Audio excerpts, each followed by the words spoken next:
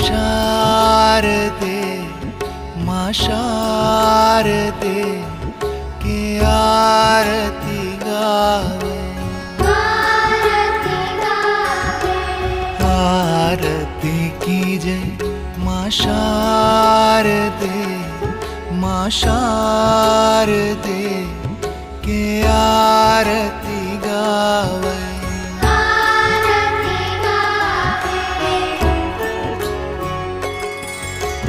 कंचन थाल कपूर के बाती